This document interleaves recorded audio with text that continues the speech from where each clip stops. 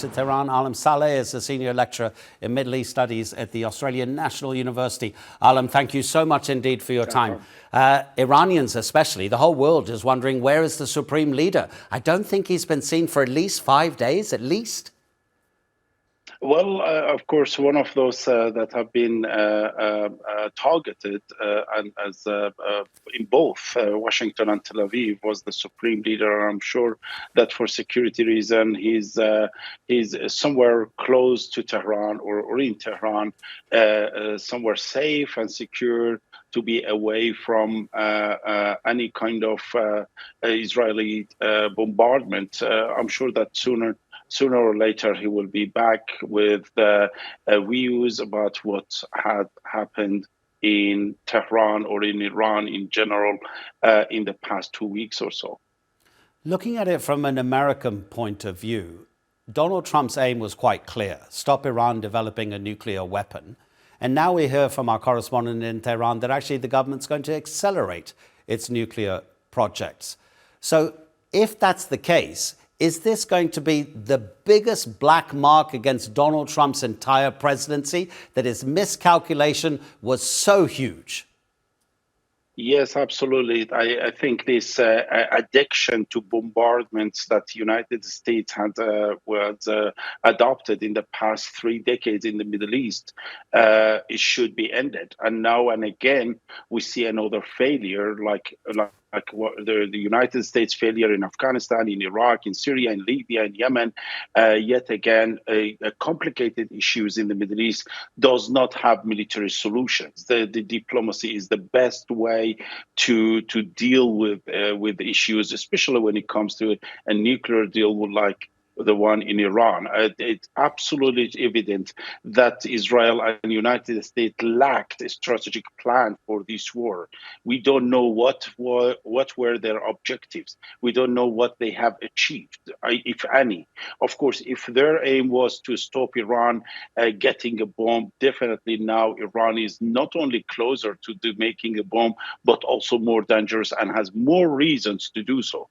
If their aim was to change the regime or follow the regime change policy, then this was absolutely another failure. We saw that this external threat had united Iranians and made Iranian actually to rally around the flag. Therefore, we see not only the lack of a strategic plan for this war, we don't know yet whether they have achieved any military achievements in the past 2 weeks or so. If the people of Iran are rallying behind their government, and it happened before, the people of Serbia during the Yugoslav wars were not backing their leadership, but the Americans then started bombing, and then they backed their government. But, Alam, has the leadership been damaged because of the severity of the strikes and Iran's almost inability to stop those bombs? Has the leadership been weakened? Well, none of those, even the nuclear sites have been strategically and fully completely destroyed. So this is in terms of physical damage to Iran is not strategically changing Iran's nuclear policies or capabilities. When it comes to the leadership, yes, several Iranian high-ranking military officers have been killed. However, they have been replaced easily, quickly, and perhaps those who have replaced them are more radical and are more dangerous towards Israelis' kind of aggression. And therefore, we see now is not only leadership has not been damaged, people are more united.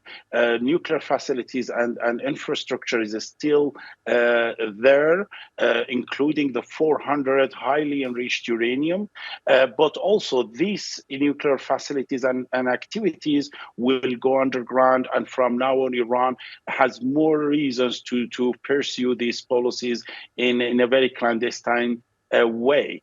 And especially since the IAEA now has no route or mean to observe Iran's nuclear facilities now.